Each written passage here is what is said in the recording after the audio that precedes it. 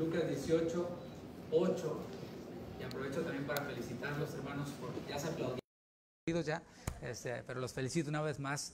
Le damos gracias a Dios por lo que está haciendo en sus vidas, en las vidas de los pastores. 10 años es mucho tiempo, es toda una vida.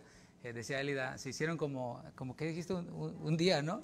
Un minuto, y sí, realmente en unas cosas es como que se va muy rápido el tiempo, para otras es lento, pero el Señor es perfecto y es bueno. Y damos gracias a Dios por eso. Lucas 18, versículo 8, y el título de la enseñanza es Las tres sillas. Bien difícil, ¿verdad? Ya lo está viendo aquí, ahorita le voy a explicar de qué se trata. Leemos Lucas 18, 8 y dice: os digo que pronto les hará justicia, pero cuando venga el Hijo del Hombre, ¿hallará fe en la tierra? Todos nos damos cuenta de que estamos viviendo en los últimos tiempos. De hecho, el pastor Guillermo en la mañana que predicaba, yo decía, no, me está robando mi mensaje. No, pero es cierto, estamos viviendo los últimos tiempos. Y bueno, de hecho, los postreros días se iniciaron cuando el Señor ascendió a los cielos. A partir de allí descendió el Espíritu Santo, a partir de allí empezamos los postreros días, y la iglesia nunca debe de dejar de estar esperando la venida del Señor, nunca debe de pensar que falta mucho para que venga, debe de pensar siempre la iglesia que el Señor puede venir ahora mismo, puede venir en cualquier minuto, así que pues no se duerma, ¿verdad? Para que lo agarre despierto el Señor. Y basta con ver las cosas que están ocurriendo alrededor de nosotros para que veamos cómo la palabra se está cumpliendo. Vemos que, aunque no quiero ser amarillista, por cierto, no es mi estilo ser de aquellos quienes, no, ya viene el Señor, y más bien la gente viene por miedo que por obediencia y amor, pero es una realidad que estamos viendo el cumplimiento de, por ejemplo, lo que habla la Biblia acerca de las pestes. Peste es igual a pandemia, a una enfermedad que se contagia, y a través de la historia, no solo ahora, han habido otras pestes, pero obviamente cuando se manifiestan, tienen que traer conciencia al hombre y sobre todo a los hijos de Dios. Estamos viendo tiempos en donde hay guerras por todos lados, en donde hay manifestaciones, en donde hay cosas que nuestros ojos jamás pensaron que iban a ver. Yo jamás pensé ver a dos hombres besándose en televisión abierta. Cosas como estas nos hablan de que son los últimos tiempos. El ver terremotos por todos lados, ver leyes inmorales que aprueban los gobiernos, y aunque no me voy a enfocar en eso, sí es importante que lo toque, pero ¿por qué no me voy a enfocar en hablar tanto acerca de terremotos, hambres, guerras, pestes? ¿Por qué no me voy a enfocar tanto en eso, hablando a este auditorio al que yo le estoy hablando, a hijos de Dios, ¿verdad? Porque sí hay hijos de Dios acá. En primera, porque no podemos hacer nada al respecto. O sea, ¿qué podemos hacer nosotros ante un terremoto? Pues mira, por más unción que tengas, por más ungido que estés, pues no vas a tener un terremoto o un huracán, aunque hubo una señora por allá que se fue a una playa y trató de decirle al huracán que se detenía, y como quiera entró el huracán. O sea, nosotros somos limitados para poder detener estas cosas, o incluso para impedir que las leyes se cambien y cosas como estas. Nosotros no podemos hacer nada al respecto. Y número dos, no me voy a centrar en esto. ¿Por qué? Porque de todo eso el Señor nos librará. Es lo que dice su palabra en Romanos 8, 35 al 29. Dice que nada ni nadie nos separará del amor de Dios que es en Cristo Jesús. Así que vienen terremotos, no nos van a separar del amor de Dios. Vienen hambres, no nos van a separar del amor de Dios. Viene crisis al país, no nos va a separar del amor de Dios. Cuando dicen amén, yo esperaba que dijeran amén. Vienen leyes que se aprueban, que van en contra de la palabra de Dios. Bueno, de todo eso el Señor nos va a librar, y nada ni nadie nos separará de su amor. Más bien en lo que me voy a enfocar es en una de las señales de los últimos tiempos que tienen que ver con nosotros, directamente con la iglesia, con algo que nosotros sí podemos hacer al respecto. Te pido perdón que me acompañes a Mateo 24, versículo 12, y voy a así repetir muchas de las cosas que dijo el pastor Guillermo, porque es maravilloso cómo decía él que el Señor se está moviendo. El Señor se está moviendo, y el Señor tenía una palabra específica para que la oyeras tú. Y tú dices, ¿esto es para mí? Sí, es para ti. Los que no están, pues ya no están, ¿verdad? O nos están oyendo, qué bueno. Pero los que no les interesa, pues para ellos no es. Y Mateo 24, 12, dice el Señor: y por haberse multiplicado la maldad, el amor de muchos se enfriará. Mira, sobre eso sí podemos hacer algo al respecto tú y yo. No podemos detener un terremoto, no podemos impedir una guerra, no podemos impedir una pandemia, leyes, no, pero en esto sí podemos trabajar tú y yo. Y es muy fácil detenerse y mira lo que la ley que aprobaron, y mira que este gobierno, aquello. De hecho, hay predicadores, entre comillas, que prenden una cámara y hacen videos en YouTube para pasársela hablando acerca de lo que hicieron en tal iglesia, lo que dijo tal predicador, lo que aprobaron de ley en no sé dónde, lo que dijo tal o cual artista que ya salió del closet. Y más bien yo digo, estoy viendo un predicador, estoy viendo a Pati Chapoy. ¿Es en serio? Y esto es importante porque tiene que ver con nosotros guardarnos de los falsos profetas que vienen a nosotros como vestidos de ovejas y atacando, pero en realidad lo que quieren que es tu view, que tú le des un view, que le des un like en su canal de YouTube y eso le genera dinero, por si no lo sabías, ¿verdad? Así que tengamos cuidado con lo que vemos y de lo que nos alimentamos. Decía que esto que dice el Señor Jesús y por haberse multiplicado la maldad, el amor de muchos se enfriará, es algo de lo que tú y yo sí podemos hacer algo al respecto. Durante la pandemia que inició en marzo del año 2020, yo personalmente he sido testigo de ese enfriamiento, de esto que dice aquí el Señor en Mateo 24:12, y es palabra que el mismo Señor Jesús dijo. He sido testigo de cómo el amor de muchos se ha enfriado. He visto cómo para muchos lo que fue el confinamiento, que ahora pues ya estamos saliendo, gracias a Dios, ese confinamiento, ese quédate en casa, para muchos representó o implicó el tiro de gracia ya para su cristianismo made in China. Aquellos que decía el pastor, de los que vienen nomás una vez a la semana, ¿no? Esos son los cristianos Kadosh. Cada 8 días nomás vengo, hermano. Pero hay otros peores, son los OVNI. ¿Sabes cuáles son? No, OVNI, objeto dominguero no identificado. Y aquellos quienes eran de esos, ya sea Kadosh o los OVNI, cuando vino la pandemia y el confinamiento dijeron, esta es mi oportunidad. A partir de ahora me convierto en cristiano youtuber nada más por YouTube. Y tengo la oportunidad de que cuando el pastor empieza a apretar las tuercas, pues le cambie, me voy a ver al pastor de la otra transmisión o al otro. Hay unos que son pastores de todos y pastores de nadie, que nomás abren canales en YouTube. Bueno, esos son los que, mira, ganaron cientos de miles, hasta millones de suscriptores durante este tiempo. Y yo he visto cómo, a dónde los guía todo esto, ¿no? El no reconocer una autoridad pastoral, el no ser parte de una iglesia local, de un cuerpo, el cual está unido unos con otros. Y para muchos fue la oportunidad perfecta para no tener que comprometerse con el Señor, para no tener que comprometerse con la iglesia del Señor manifestada en iglesias locales. Y de eso, ¿sabes? El Señor se va a encargar. O sea, y no estoy aquí para criticaron al hermanito que han estado. No. El Señor se va a encargar de aquellos quienes aprovecharon esto como una oportunidad para esfumarse, para desaparecerse, y no porque haya sido el rapto o el arrebatamiento, sino simplemente se borraron del mapa. Y ellos ya no están entre nosotros. Los que ya no están entre nosotros, pues bueno, Dios se va a encargar de ellos. Dios se va a encargar de tratar con ellos. Pero hay otros quienes están tambaleándose, quienes están allí en la cuerda floja. Ahora mismo incluso puede entre nosotros haber alguien así, que está tambaleándose, que está en la cuerda floja y dice, yo sobreviví la pandemia, pero ahí estoy todavía tambaleándome.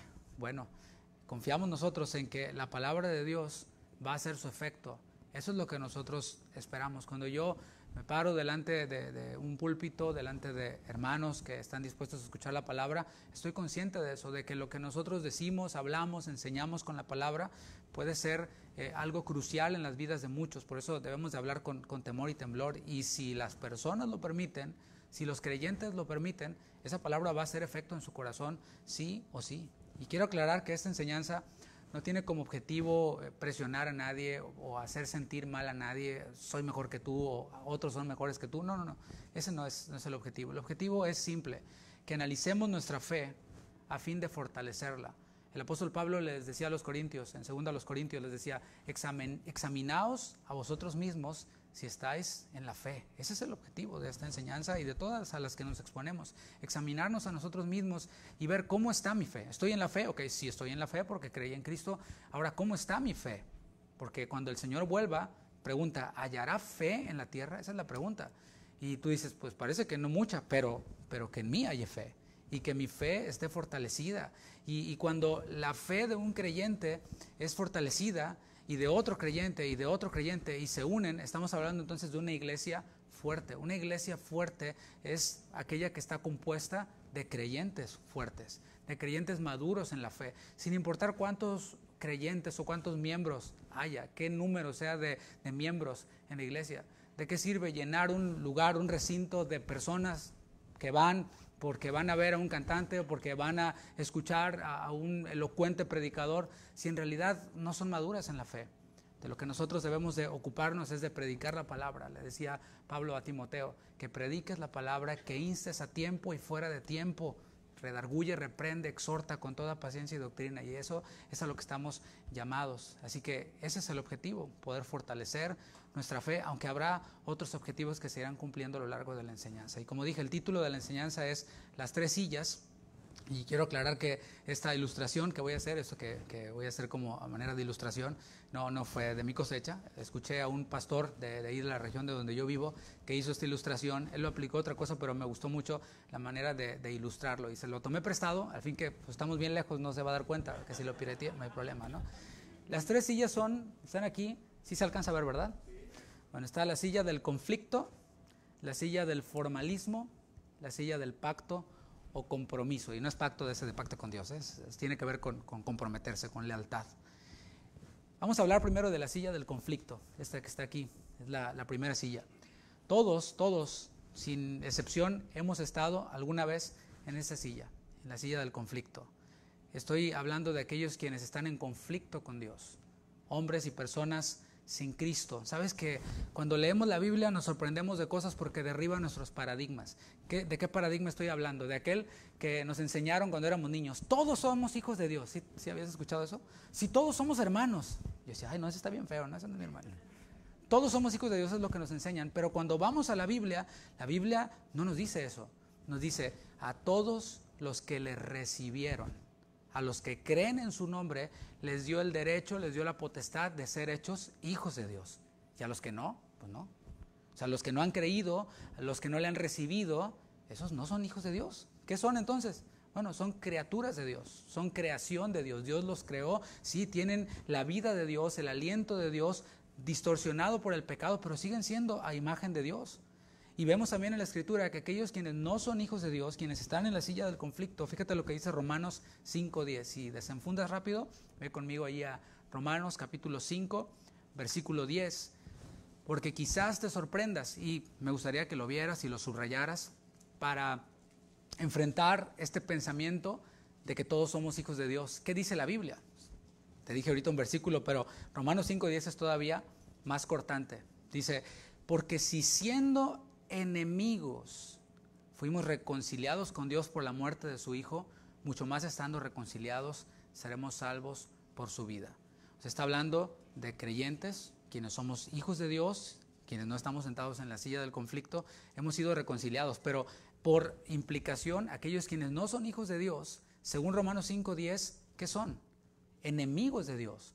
O sea, no es que hay más o menos, no es que no nos conocemos, él por su lado, yo por el mío. No. La Biblia dice que es enemigo de Dios. Jesús dijo, el que no recoge conmigo desparrama, el que no es conmigo, contra mí es. Así es la Biblia. Dice que es cortante, como toda espada de dos filos. Entonces es los que son hijos y los que son enemigos. Los que están con él y los que están en contra de él. Así es la palabra. Efesios capítulo 2, versículo 3, se lo leo. Dice Efesios 2:3, entre los cuales también, está hablando de los incrédulos, todos nosotros vivimos en otro tiempo en los deseos de nuestra carne, haciendo la voluntad de la carne y de los pensamientos, y éramos por naturaleza hijos de ira, lo mismo que los demás. Entonces, no todos somos hijos de Dios. Los que no son hijos de Dios son enemigos de Dios y son no hijos de Dios, sino hijos de ira, los que están sentados aquí en esta silla del conflicto. Jesús le dijo a un fariseo, a un principal de los religiosos, le dijo, llamado Nicodemo, le dijo, mira, lo que es nacido de la carne, carne es. Eso está en Juan 6:36, Juan 3:6. Y Pablo también dijo claramente a los romanos que los designios de la carne son enemistad contra Dios. O sea, alguien que no conoce a Dios vive en la carne. O sea, no toma en cuenta a Dios, no considera a Dios aunque diga.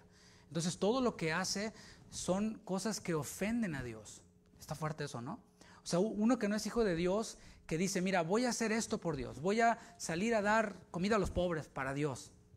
Mira, si no es hijo de Dios, lo que está haciendo está ofendiendo a Dios con sus acciones. Dice la palabra que todas nuestras justicias son como trapos de inmundicia ante Dios. O sea, aquello que no se presenta por medio de Cristo es como trapo de inmundicia delante de Dios. No vale absolutamente nada delante de Dios. Dice que los designios de la carne son enemistad contra Dios porque no se sujetan a la ley de Dios, ni tampoco pueden. El hombre sin Cristo, veamos algunas características de él. Primero, es autónomo, diga autónomo. A lo mejor no sabes qué significa, te explico. Mira, la autonomía proviene del vocablo latín auto, que significa uno mismo, y nomos, que significa norma o ley. Esto nos indica que la autonomía es la capacidad que tiene una persona o entidad de establecer sus propias normas y regirse por ellas a la hora de tomar decisiones. Esto en el ámbito de los países es bueno. O sea, una entidad, por ejemplo, que es autónoma, es la que hace sus propias normas, sus propias leyes, se rige por ellas y no permite, por ejemplo, el país de Estados Unidos de América que venga otro país y que trate de tomar decisiones, ¿no? Porque cada país toma sus propias reglas. Pero, ¿qué cuando un hombre es autónomo? Bueno, así es el hombre sin Cristo. Es aquel quien, pues, se rige por sí mismo. Con dinero y sin dinero, hago siempre lo que quiero. Como dice el Salmo 151, ¿verdad? Es eso, a mí nadie me va a decir lo que yo tengo que hacer, yo hago lo que yo quiera. Y por eso es peligroso aceptar como miembro de una iglesia a quien no se ha convertido, porque jamás se va a sujetar a la autoridad pastoral o a un líder o siquiera a un ujier. No sé si les ha tocado aquí, pero por allá donde nosotros vivimos, en la congregación donde pastoreamos, nos ha tocado ocasiones en las cuales atraviesa la puerta alguien, una visita, un invitado, y le dicen, mira, pasa por aquí, siéntese. ¿Usted qué? ¿Usted quién se cree? Yo me siento donde yo quiera. Ellos ya saben, está bien, déjalo que se siente. Mientras que no se cuelgue de los ventiladores, no hay problema, ¿no? Déjalo que haga lo que quiera. Es que es autónomo, es que no conoce a Cristo. Y así podría dar muchos ejemplos de autonomía en el hombre que está sentado en la silla de conflicto, en el hombre caído. También otra de sus características es que es autosuficiente, diga autosuficiente. La autosuficiencia es el estado o condición del que es capaz de satisfacer sus necesidades valiéndose por sus propios medios. Eso tiene su lado positivo, por supuesto, es decir, ok, yo soy responsable de mis decisiones, de mis cuentas, de lo que tengo que pagar, etcétera. Pero cuando se lleva al extremo de decir, yo no necesito de nadie. ¿Conoces a personas así? No, yo cuáles hermanitos, yo no necesito esos hermanitos. Muchos piensan así, obviamente quienes no son hijos de Dios. Y eso cuando creen que la tienen media resuelta, pero cuando se les llega el agua hasta acá, entonces dicen, oye, ¿no podrán orar por mí ahí en tu iglesia? Estoy teniendo problemas en mi matrimonio. Y es en cuando se les empieza a quitar lo autosuficientes. Si alguien está aquí por primera vez y se ha dado cuenta de que está sentado en esta silla, en la silla del conflicto, mira, la solución es muy simple, es tan simple que la puede entender hasta un niño. Por eso hay niños que se convierten, ¿sabías? Los niños también se convierten, porque son capaces de entender esto. ¿Sabes qué? Yo estoy en enemistad con Dios, estoy en conflicto con Dios. Entre Dios y yo no está todo bien. Es necesario arrepentirte de tus pecados, reconocer tu pecaminosidad, arrepentirte de tus pecados y confiar en que Cristo hizo todo lo que se tenía que hacer para salvarte. Y así de simple. Tú dices, ¿a poco sí? ¿Eso es todo? ¿Sí? No me tengo que ir de rodillas hasta allá, hasta casa de oración en Guadalajara. No tienes. No tienes que pagar nada, un pacto, nada. Ya el Señor Jesús lo hizo todo. Nadie puede hacer más de lo que Cristo ya hizo. Por eso el Señor dijo que el que cree en Él tendrá vida eterna. Y el que no cree ya ha sido condenado, pero por su propio gusto, porque no creyó en el unigénito Hijo de Dios. Así que es muy simple y más adelante lo voy a repetir y daré oportunidad para que si hay alguien aquí quien diga yo estoy en la silla del conflicto, quiero levantarme de allí, haya esta oportunidad. Lamentablemente, algunos en las iglesias están sentados en esta silla, en la silla del conflicto. Hablé de el que no conoce a Cristo, el que llega como visita, pero lamentablemente, y lo digo con conocimiento de causa, hay muchos creyentes o quienes se dicen a sí mismos o se denominan a sí mismos creyentes que están sentados en la silla del conflicto. Y sabes, eso es algo lamentable. Y no lo digo por los invitados, repito, recalco, sino por aquellos quienes creen que por venir a la iglesia, allá una vez al mes o una vez a la semana, ya son salvos. No, yo voy a la iglesia, por eso soy salvo. Mira, ve conmigo primero a los Corintios capítulo 15, versículo 34, porque ese es otro paradigma, Uno es, todos somos hijos de Dios. El otro paradigma es, todos los que van a la iglesia son cristianos. Ese es otro, Y, ¿sabes? Lamento desilusionarte. Yo quisiera decirte diferente, pero la palabra en 1 Corintios 15:34 afirma que en muchas iglesias, y puede que esta no sea la excepción, hay quienes asisten con regularidad.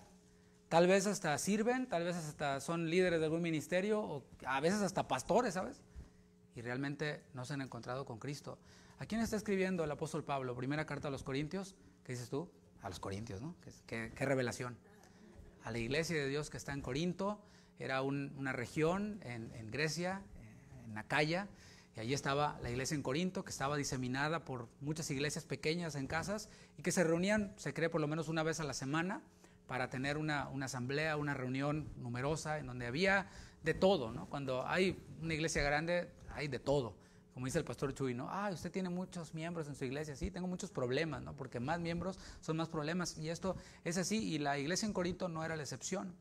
Ellos, por ejemplo, ahí te paso algunos de sus detalles, de sus linduras de esta iglesia, por si a lo mejor tú decías, es que no me gustan algunas cosas ahí en mi iglesia. Bueno, pues mira, no hay iglesia perfecta, y para muestra la de Corinto, en donde había divisiones. Había algunos quienes decían, yo soy de Apolos.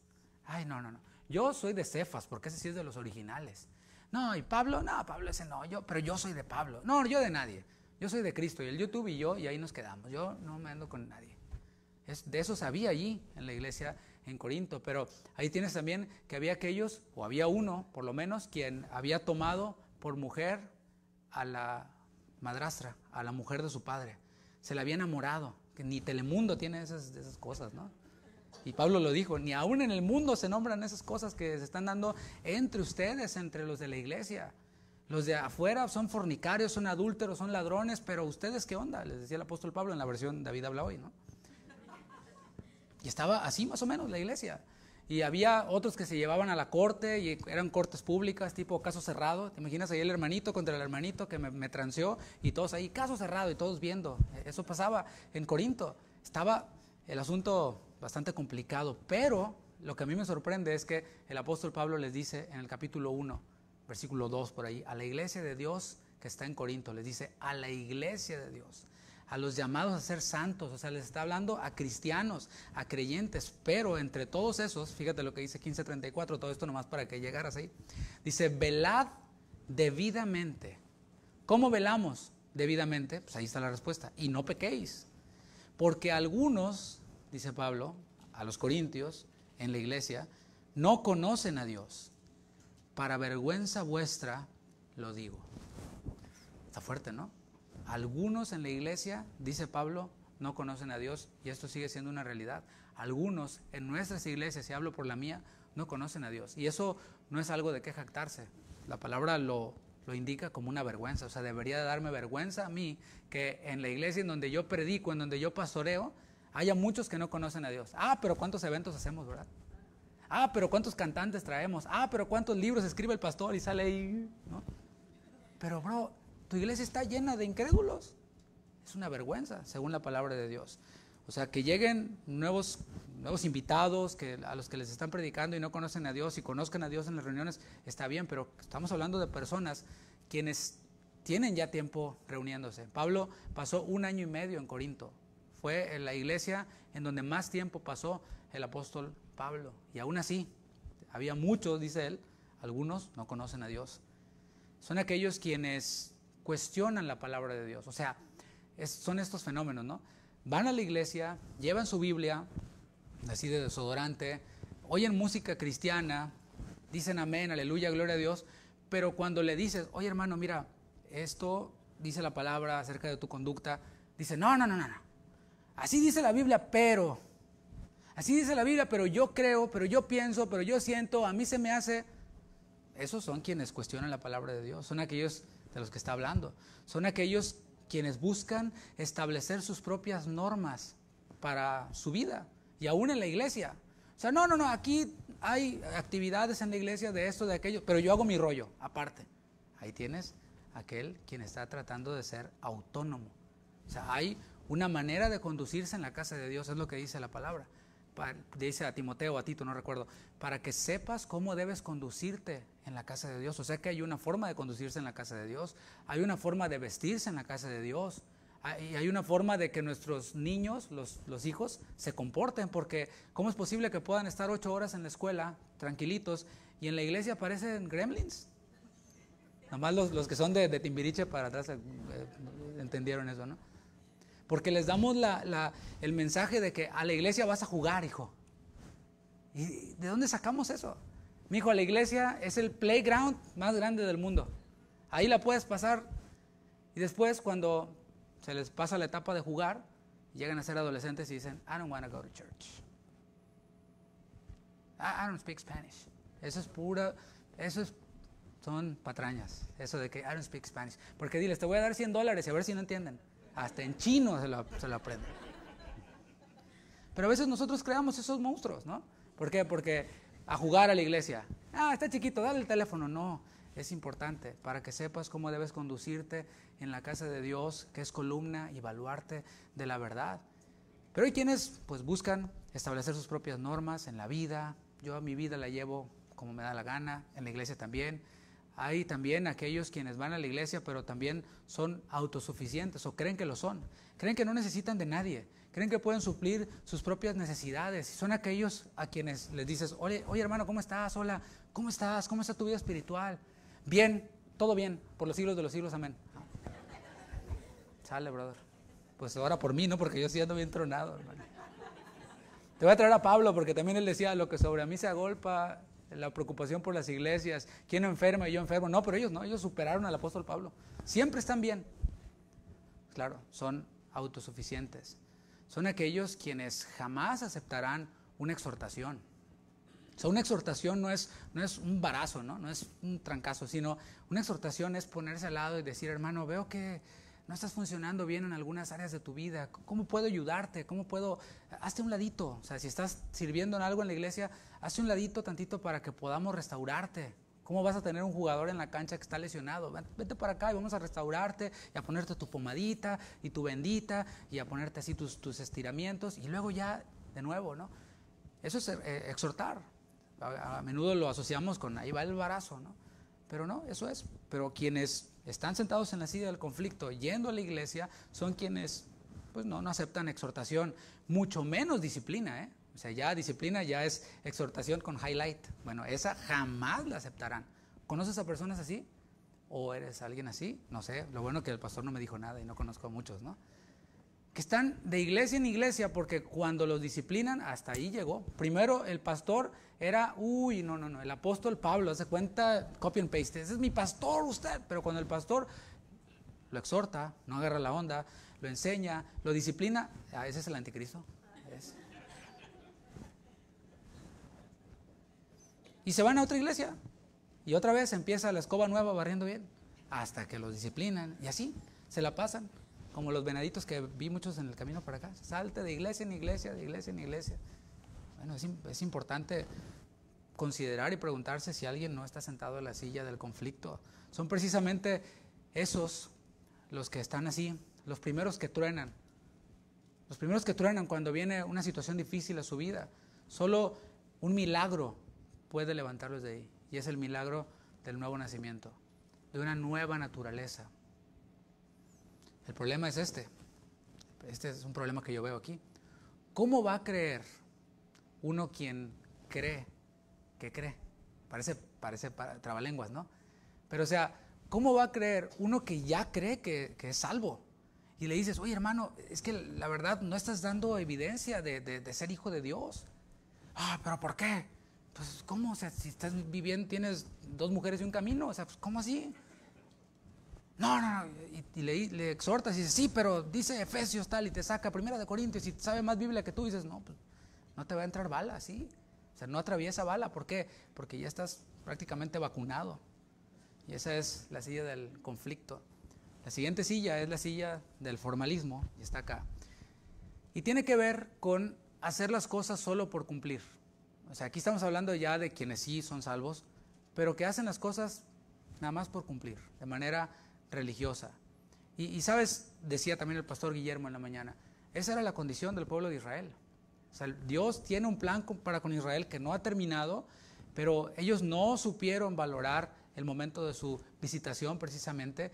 ellos fueron comparados por Jesús con una higuera que vio el Señor por allí y que estaba frondosa por fuera, pero no tenía nada de fruto. O sea, por fuera, bien bonita, hermosa, tómale una foto y ponla en el Instagram. Iba a decir Facebook, pero me iba a ir muy ruco, ¿no? Entonces mejor digo Instagram, Snapchat para verme más.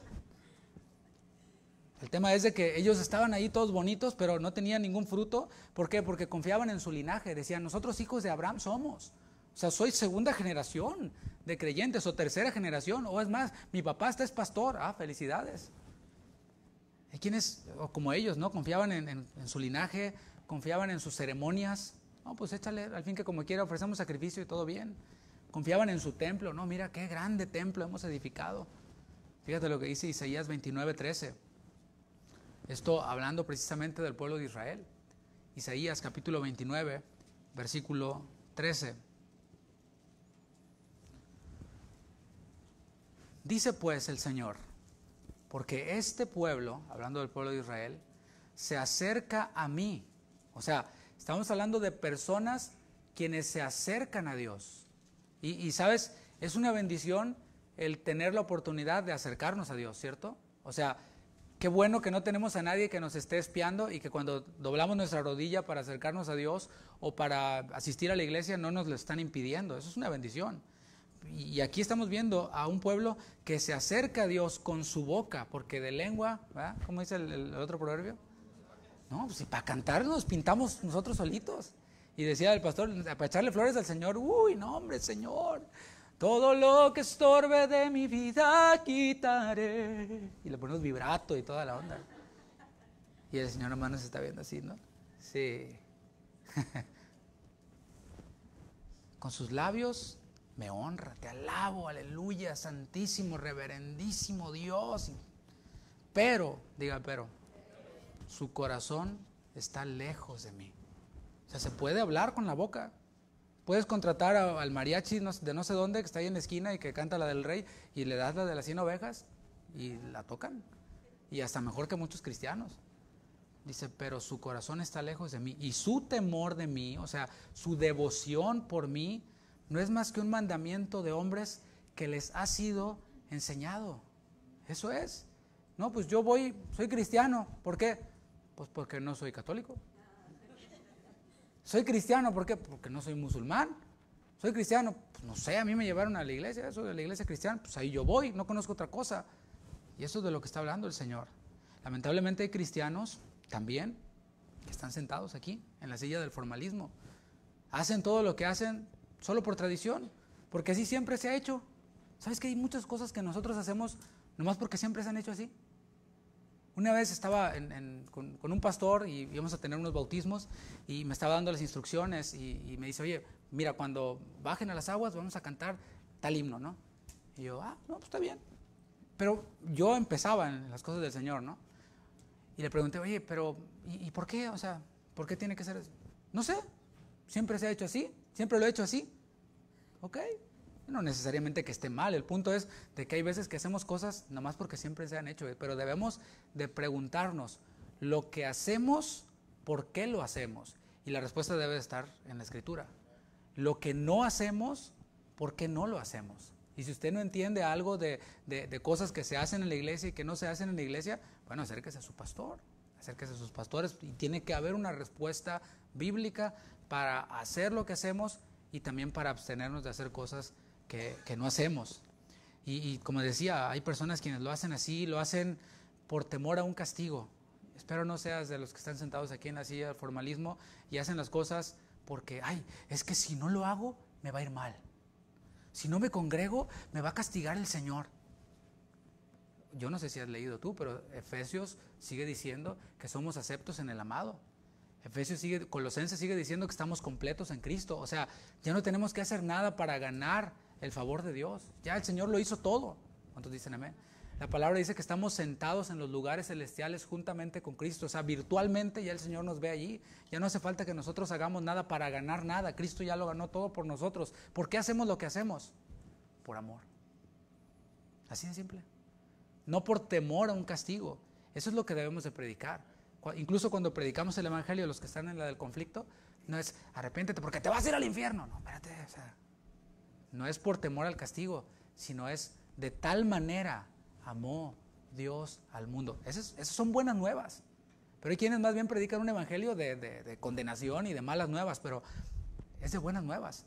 Las malas nuevas ya las tienen todos, los que no creen en Cristo.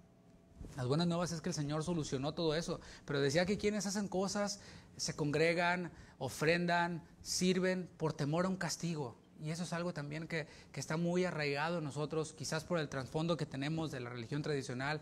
O no sé, hay personas que a veces se acercan, ay pastor, es que no voy a poder participar en tal o cual actividad porque es que tengo esto, y vienen así con una culpa. Hermana, hermano, sea libre en Cristo.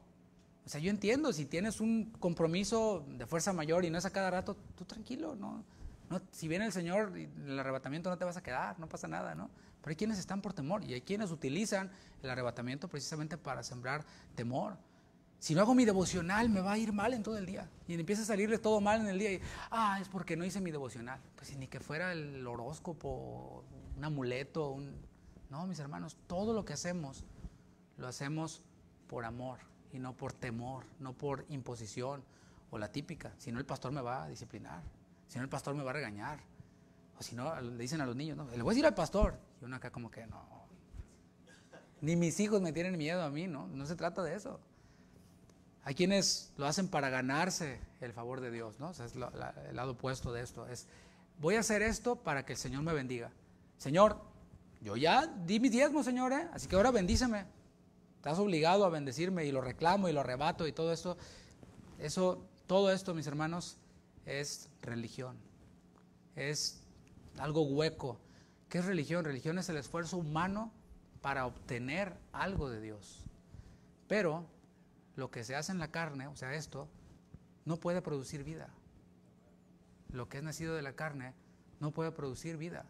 Por eso, quienes están sentados en la silla del formalismo, tarde o temprano, se cansan.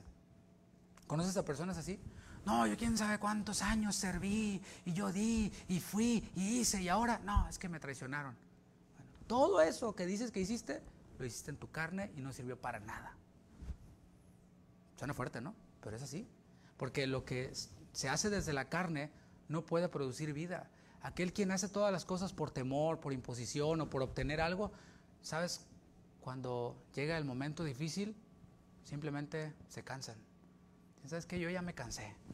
Ya estoy hasta aquí de tanto y que ve para allá y ve para acá. Claro, lo estás haciendo todo en la carne, todo por pura religión. Personas así comienzan a ser inconstantes. Se empiezan a decaer, comienzan a ser inconstantes. ¿Por qué? Porque esa emoción con la que empezaron se va apagando. Santiago les llama a esas personas los de doble ánimo, o sea, los de una mente dividida, de dos mentes también se puede traducir. Alguien confundido en sus pensamientos, alguien confundido en sus acciones. El de doble ánimo trata de ser amigo del mundo, pero también al mismo tiempo amigo de Dios. Amigo del mundo y amigo de Dios. Son aquellos quienes son unos en la iglesia y otros fuera de ella. O sea, el domingo gloria a Dios y de lunes a sábado gloria a Trevi, ¿no? También los de Timbiriche son los que entendieron esa. Son aquellos quienes tratan de servir a dos señores y se creen lo suficientemente listos que la palabra dice que no, pero no, a mí sí me va a salir. Yo sí puedo servir a dos señores y todo va a estar bien. Son aquellos quienes dudan de la palabra y les dices, oye, haz las cosas bien, como dice la palabra. No, pero si lo hago me va a ir mal. O sea, dudas de la palabra. Son aquellos quienes se guían únicamente por sus emociones. Pablo les llamó los carnales, o sea, cristianos carnales, sí. Aquellos quienes se dejan guiar por sus emociones nada más. Son aquellos quienes, no siento la presencia de Dios. ¿Sabes? Es hermoso experimentar la presencia de Dios. Hay veces que se siente, pero hay veces que no. O tú pregúntale a Job si sentía mucho la presencia de Dios cuando todo se le estaba cayendo y acabando todo y estaba enfermo. Siento la presencia de Dios. No. Hay quienes dicen, no, es que no siento ir a la iglesia. No, pues si te vas a quedar ahí esperando a sentir. Esto se llama seguir a Cristo, no es la montaña rusa. ¿Quieres sentir? Ahí está la montaña rusa. No siento perdonar. No, sí, yo sé lo que dice la Biblia, pero no lo siento. Y no lo voy a hacer hasta que no lo sienta. Otra vez, no es montaña rusa. Es que no siento servir. No, pues no, tampoco se siente. Es de sentir, no es no, lo hacemos por amor al Señor. y sometiendo nuestra carne. Y la pregunta es, ¿qué pasa cuando a alguien quien está sentado en la silla del formalismo le llega una prueba? Pruebas, por cierto, que nos llegan a todos. El Señor habló acerca de una parábola, la parábola de los 2 cimientos, conocida como esta, ¿no? Cuando la prueba le llega a alguien así, la prueba se convierte en tentación y como no tiene sabiduría, termina culpando a las circunstancias, termina culpando a las personas, y eso es lo peligroso de estar en esta silla. Mateo 13, capítulo 20, para que veamos un pedacito de la parábola del sembrador. Esa es otra parábola del Señor. Mateo 13, versículo 20. Estamos hablando de personas quienes lo hacen todo por cumplir, todo por emociones, todo por sentimientos, pero los sentimientos cambian y pasan. Y dice el Señor en esta parábola del sembrador, dice, y el que fue sembrado en pedregales, este es el que oye la palabra, ¿sí? O sea, es muy buen oidor de la palabra, y oye, y ahora de este predicador, y de este otro, y de aquel, y ya conoce todos los pastores youtubers, y todo lo que dicen, y todo lo que enseñan, dice, la oye, y al momento la recibe con gozo, gloria a Dios, aleluya, pero no tiene raíz en sí, sino que es de corta duración. O sea, son los cristianos maruchan, o sea, nomás.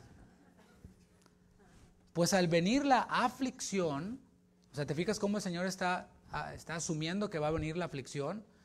O la persecución por causa de la palabra, luego tropieza. Ya, el peligro de la silla del formalismo es que está muy cerquita de la silla del conflicto. Ese es el gran peligro. Está al ladito, está muy en la orillita, y a lo mejor tú dices, ay, pero ¿cómo? Pues no, que salvo siempre salvo. No, sí, la salvación está segura. Lo que Cristo hizo está seguro, pero mira, ahí te va. Y lo tengo que decir porque yo sé que nos topamos a veces con cosas en internet y con predicadores que son muy famosos y asumimos que todo lo que dicen es verdad, pero solo la palabra de Dios es inspirada por Dios. ¿Cuántos dicen amén? Nosotros somos cristianos porque creemos en la enseñanza de Cristo, no somos bajo el nombre de algún otro hombre. No quiero poner ninguno, no quiero distraer con eso. El punto es de que hay quienes te enseñan eso, ¿no? Salvo siempre salvo. O sea, tú puedes hacer lo que sea y pues te vas a ir con el Señor. Todo, sí. Hasta suicidarte, sí. Hasta dejarte marcar la marca de la bestia, también. Todo. Salvo siempre salvo. Pero yo prefiero ir a lo que Jesús dijo. Y ahí te va. Y vas a usar el sentido común. No tuviste que tomar ningún doctorado en teología. Dice que las multitudes, cuando vieron lo que el Señor Jesús hacía y cómo el Señor les hablaba de una relación escritural con Él, y les decía, todo el que no come mi carne y bebe mi sangre, y les hablaba acerca de todo lo que implica ser un discípulo y ser un hijo de Dios, dice la palabra que al ver esto muchos de sus discípulos, ¿se entiende lo que es un discípulo? Aquel quien ha creído y ha seguido a Jesús, ya no le seguían, volvieron atrás. Tú dices, bueno, pero es que a lo mejor no eran creyentes, ¿ok? Entonces el Señor voltea con sus discípulos, los 12, y les dice, ¿queréis también ir vosotros? ¿Y qué dijo Pedro? Ay, Jesús, ¿cómo se ve que no te leíste el último libro de no sé quién? Salvo siempre salvo.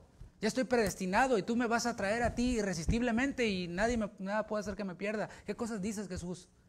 Pero no, si Jesús les dijo, si quieren ir también, es porque ellos también podían voluntariamente dejar a Jesús. ¿No lo hizo Judas? Hubo uno que lo dejó.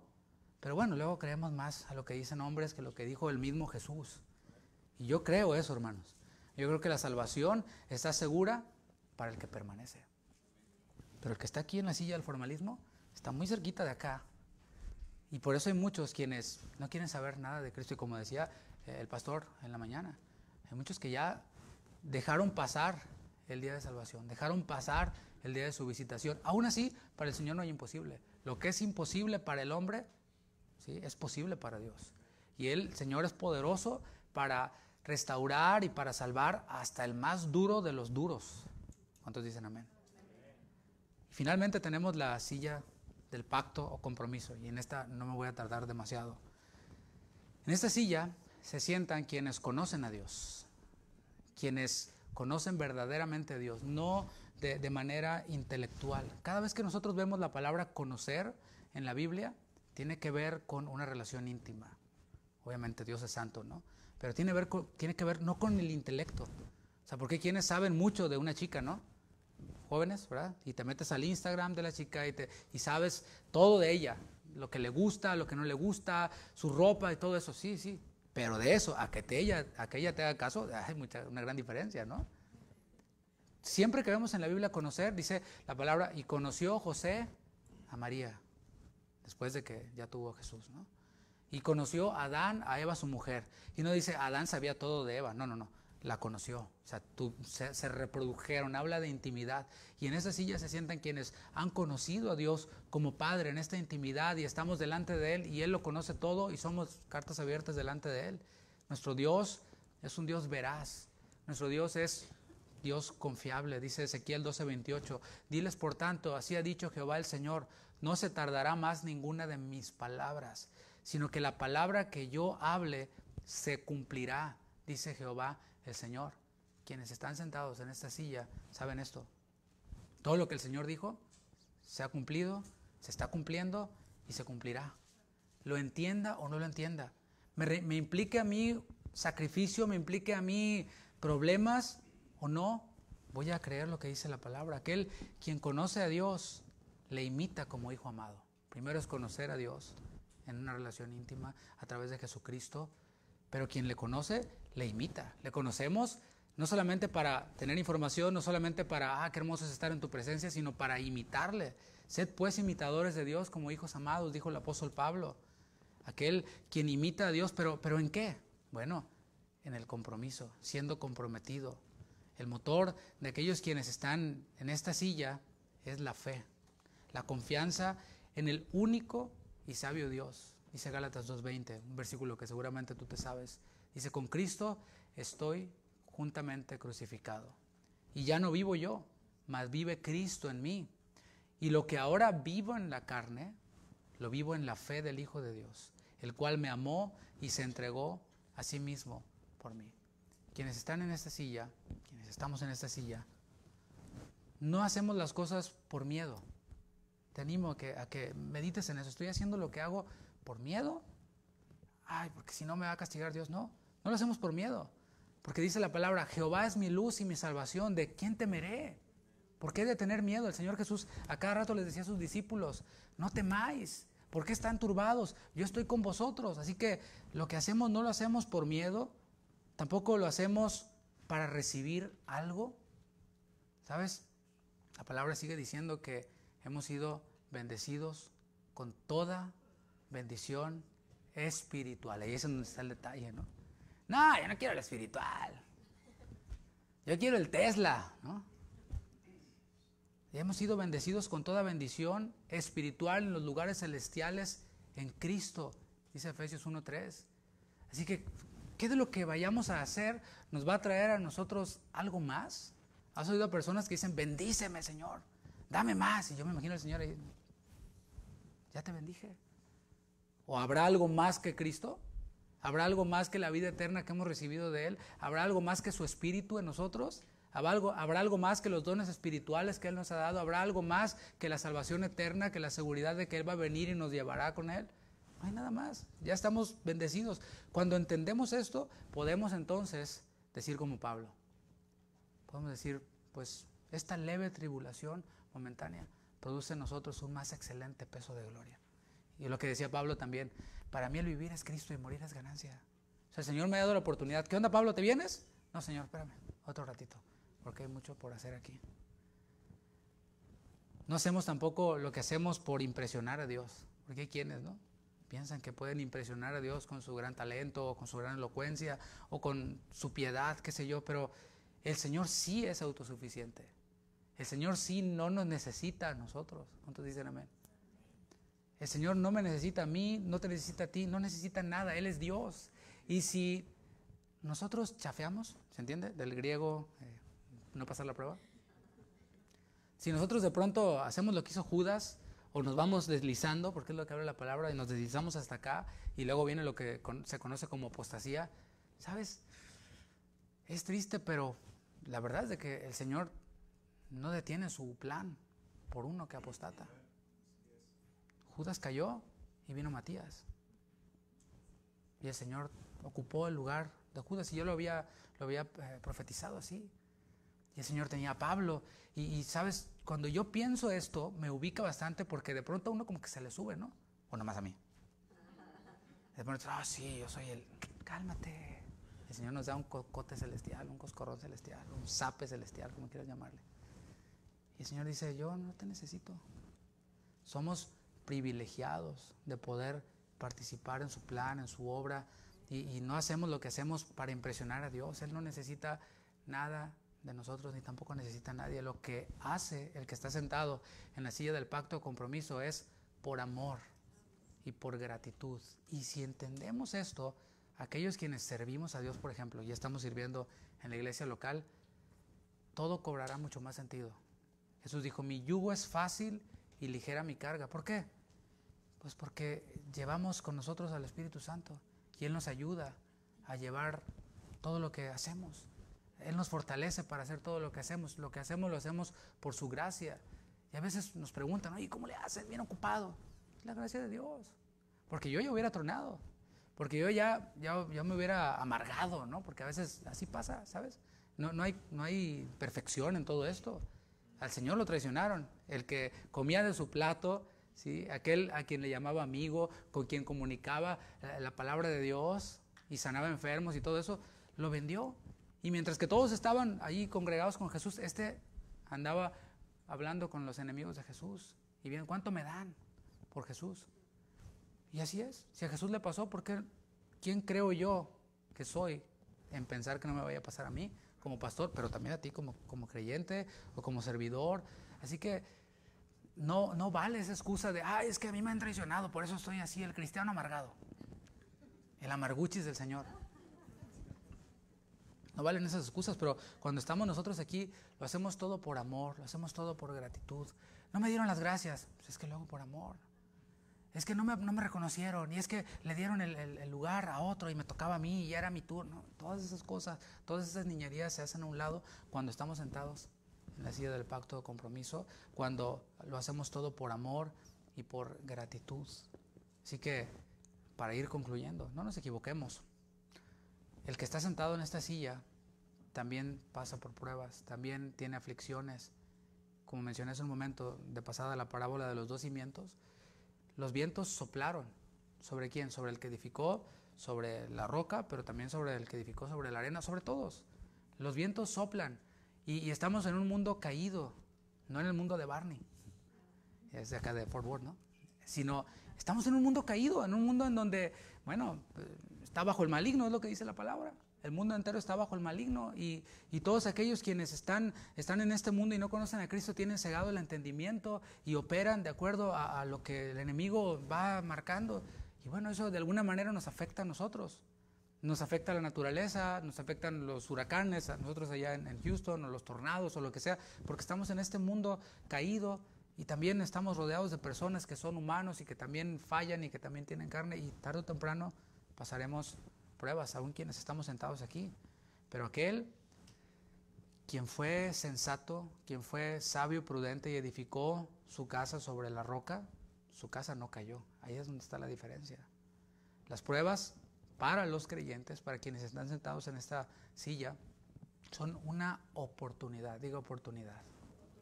Una oportunidad para fortalecer nuestra fe. Porque decimos, Señor, fortalece mi fe y me fortalezco en el Señor. Había un canto por allá en los 90, ¿no? Que iba así, me fortalezco en el Señor. Y luego el Señor nos manda la prueba y dice, pues no, ¿qué quieres que te fortalezca? Son oportunidades para fortalecer nuestra fe y para hacernos más parecidos a Cristo. Eso es, para eso son las pruebas. Santiago 1, versículo 2, te lo leo en una versión más sencilla, la Nueva Biblia Viva. Dice Santiago 1, 2, hermanos míos, que les dé gran alegría cuando pasen por diferentes pruebas. Entonces no tiene sentido. O sea, prueba y ahí tú puedes llenarle el espacio en blanco.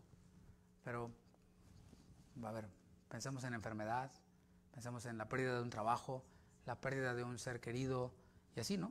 Pruebas que vienen pues con este mundo. Dice Santiago, que les dé gran alegría cuando pase eso. Eso solamente lo puede entender el hombre espiritual. El hombre carnal dice que estas cosas son locura. Y sí, Pablo decía, pues sí, estamos locos. Pues ya saben, y asume que nosotros ya sabemos esto. El tema es, ¿lo sabemos o no lo sabemos? Porque a veces nos parece que nos preocupamos en saber cuántos callos tiene el anticristo y la bestia y todo este tipo de cosas, ¿no? Pero aquí asume y dice, ya saben que cuando su fe sea puesta a prueba, producirá en ustedes firmeza. Y cuando se desarrolle completamente la firmeza, serán perfectos y maduros sin que les falte nada. Y esto también ya es cuando lleguemos al final de nuestro tiempo. Mientras tanto, nuestra fe se estará fortaleciendo y nos estaremos haciendo cada vez más firmes. El tema es si sigo tropezando con lo mismo que tropezaba el año pasado. ¿Sabes? Yo les digo a nuestros hermanos en la congregación que doy gloria a Dios por los memories de Facebook. Ahora sí, ya me delaté, soy Facebook, lo siento. Pero ya es que te aparecen los memories y te dice, así, esto pasó hace un año, esto pasó hace 3 años. Yo les digo, vean sus memories y vean qué estaban publicando hace un año. Y fíjense si van adelante en la madurez o si van para atrás como los cangrejos. O si están estancados como la ostra. Ese es el tema, ¿no? Si estamos avanzando o si estamos yendo y nos vemos más espirituales realmente, somos más sabios, más prudentes, etcétera, ¿no? Dice, cuando se desarrolle completamente la firmeza, serán perfectos y maduros sin que les falte nada. Un cristiano maduro, según Santiago, es aquel quien no se está quejando. Porque, ¿conoces a cristianos así?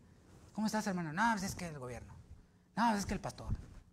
No, es que no sé qué. Y siempre se están quejando. Y dices, siempre está insatisfecho. O sea, y tiene su esposo, antes era un borracho que se quedaba tirado, ahora se convirtió, va a la iglesia, pero tampoco la satisface a la doñita. Porque no es como ella lo quisiera.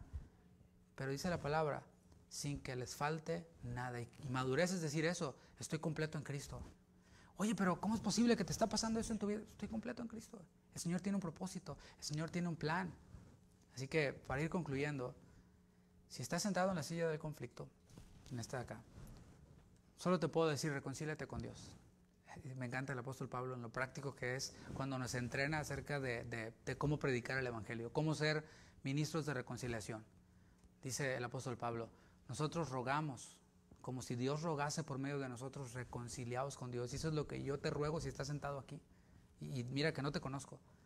Algún día, y esto si te sirve un poquito de ánimo y a lo mejor para romper un poquito el hielo. Mi familia se convirtió cuando yo tenía como 10 años, 9, 10 años. Y yo fui ese niño en la banca. Y yo fui ese niño que parecía que tenía lombrices y al que le metieron los pellizcones santos y todo este asunto, ¿no? Pero, ¿sabes? Un día, como 20 años después, yo me encontré con Cristo. Cristo me encontró a mí. Me arrepentí de mis pecados. Y en esos 20 años, si yo te contara todas las cosas que yo hice creyendo que era cristiano, o sea, predicando, tocando, grabé quién sabe cuántos discos, y un montón de cosas, ¿no? No hay tiempo para ir en todos los detalles de las cosas que yo hice creyendo que creía. Pero mi vida no reflejaba a Cristo. Tú me veías ahí arriba ministrando y aleluya, ¿no? Está bien ungido, el ungido, ¿no? El ungido de Jehová, ¿no? ¡Wow! No, está tremendo. Pero yo tenía una vida doble. Era uno en la iglesia, era otro en el mundo, afuera. Pero un día tuve un encuentro con el Señor. Y un día fue mi día de salvación. Y yo pude decirle al Señor, reconozco que no he sido hijo de Dios. Que reconozco que no he creído en Cristo. Y no está fácil, ¿eh? No está fácil cuando todos creen que ya eres algo. Y reconocer, ¿sabes qué? Era puro show. Ya me di cuenta de que no había confiado en Cristo para salvación. Y ¿sabes qué? Decidí bautizarme otra vez. Ya me había bautizado una vez, creyendo que había creído. Pero decidí bautizarme. Y lo puse en mis redes sociales. Porque tenía que, de eso se trata el bautismo, de dar fe de lo que ha pasado en nuestro interior. Y dije, ¿sabes qué? Nací de nuevo, a partir de ahora las cosas viejas pasaron y aquí todas son hechas nuevas. Bueno, si estás sentado, lo único que puedo decirte en esta silla es reconcíliate con Dios. Haz las paces con Él por medio de Jesucristo, no por medio de un ritual, o no por medio de ay, comparte esto a 10 personas y vas a hacer las paces con Cristo, ¿no? Puro spam, todo eso. Sino por medio de Cristo. Es arrepentirte y creer en Él para salvación, sin importar cuántos años tengas asistiendo a una iglesia cristiana. Y esto no debe de darnos vergüenza, como decía el pastor en la mañana. Vergüenza debería de darnos las cosas que hacíamos en el mundo o lo que quizás hagas en secreto. Yo te invito a que te pongas de pie ahí para ir concluyendo y orando, porque me gustaría ir orando por cada uno de los puntos, ¿no? Primero, orar, y le invito a que incline su rostro. Y si tú estás sentado ahí en la silla del conflicto, ya sea que nos visitas por primera vez o que eres de aquellos quienes cuestionan la palabra y todo eso que mencionamos, tú te viste reflejado allí, me gustaría orar. Señor, venimos delante de ti, confiando en tu palabra, no en mi elocuencia, no en lo que yo pueda expresar o en mis experiencias incluso, sino confiando en tu palabra. Tu palabra es verdad, tu palabra no vuelve vacía. Cielo y tierra pasarán, pero tu palabra no pasará. Y Señor, yo confío en que tú obras por medio de tu palabra, que tu espíritu convence de pecado, de justicia y de juicio. Y yo oro, Señor, si hay alguien aquí quien se ha sentido aludido, se ha sentido quizás penetrado por esta espada de dos filos, pero Señor, después tú vendas las heridas de aquel a quien heriste con tu palabra. Y que aquel quien ha sido confrontado con esta realidad, que se arrepienta de tus pecados y que pueda venir, Señor, en arrepentimiento y fe a ti. Esa es mi oración. Y es una oración que concuerda con tu voluntad, pues tú no quieres que ninguno perezca, sino que todos procedan al arrepentimiento. Yo oro, Señor, por aquel quien pueda estar en esta situación. Y si alguien aquí hoy se arrepiente de sus pecados, Señor, para nosotros ha valido la pena cada milla manejada. Para mí, para el pastor Armando, para el pastor Guillermo, ha valido la pena cualquier esfuerzo. Pues eso es lo que hacemos, Señor. Nos has llamado a ser discípulos, nos has llamado a perfeccionar a los santos para la obra del ministerio. Eso es lo que queremos hacer. Obra, Señor. Así que si tú estás ahí, simplemente haz una oración ahí en tu interior. Dile al Señor: perdona mis pecados, Señor. Lávame, límpiame, purifícame. Confío en que no lo puedo hacer por mí mismo, sino que tú ya lo hiciste por medio de Jesucristo. Y si hay alguien quien está aquí y diga: yo más bien me identifico con el que está en la silla del formalismo, ¿sabes? El llamado que yo puedo hacerte es: ten fe en Dios. Deja de apoyarte en tus propias fuerzas. Ten fe en Dios. ¿Por qué? Porque nosotros mismos, aún los cristianos, somos débiles en nuestras propias fuerzas. Pablo lo dijo. Dijo: más vale que yo me haga débil para que el poder de Dios se haga grande, se haga evidente. Así que es una necedad confiar en nuestras propias fuerzas, en nuestra propia piedad. Cuando reconocemos nuestra debilidad, hacemos que el poder de Dios se perfeccione en nosotros. Para todo lo que el Señor nos ha mandado hacer, nos ha dado los recursos. Y te los recuerdo, el Señor ha derramado su amor en nosotros, dice Romanos 5:5. Dice: porque el amor de Dios ha sido derramado en nuestros corazones por el Espíritu Santo que nos fue dado. Así que el Señor, si nos manda que le amemos con todo nuestro corazón, con toda nuestra alma, con toda nuestra mente, con todas nuestras fuerzas, es porque Él ya ha derramado su amor en nosotros. El Señor nos ha dado su Espíritu. Tenemos la unción del Santo. Él nos revela y Él nos enseña lo que está en su palabra, y tenemos su palabra. Señor, que aquel quien ha sido confrontado en la silla del formalismo, que hoy decida, Señor, porque esto no es algo que tú vas a hacer y que tú le vas a arrastrar. Esto es una decisión de cada uno. Así como tus discípulos decidieron seguirte y decir, así como Pedro le dijo a Jesús: ¿a quién iremos si solo tú tienes palabras de vida eterna? ¿A quién iremos, Señor? Queremos dejar de ser religiosos, queremos dejar de ser aquellos quienes hacen las cosas solo por miedo, para ser de aquellos quienes hacen todo por amor. Y Señor, que yo oro que haya en esta congregación, en Casa de Oración Jacksboro, cristianos que están sentados en la silla del compromiso, del pacto, pero no con el pastor, aunque implica una lealtad al pastor y a los pastores, pero primeramente contigo, Señor. Estar comprometidos contigo, estar casados contigo en el sentido de serte fieles y leales solo a ti, y hacer todo lo que tú nos mandas a hacer por amor, sabiendo que no hay nada más que podamos recibir, pero también con esa esperanza que tu palabra nos deja ver de que un día recibiremos galardones. Eso sobrepasa nuestra razón, pero tú aún así lo prometes, porque eres abundante en gracia, abundante en misericordia. Si estás en la silla del pacto, mi llamado es a que pienses como Pablo. Ha sido la gracia de Dios en mí. No lo he alcanzado ya, decía Pablo. No soy perfecto todavía. Prosigo a la meta. Y allí quiero caminar, quiero seguir caminando. Y quiero cada vez alejarme más de la silla del formalismo. Porque sabes, hermano, estamos en esa lucha de hacer las cosas solo por formalismo o hacerlas por amor. Esa es la lucha que batallamos cada día. Por eso el Señor nos manda en su palabra vestirnos con toda la armadura de Dios. Por eso el autor de los Hebreos nos dice, puesto los ojos en Jesús, el autor y consumador de la fe. Por eso Pablo les dijo a los Efesios y nos dice a nosotros, no os embriaguéis con vino, sino llénense del Espíritu Santo, cantando entre vosotros con salmos, con himnos, con cánticos espirituales.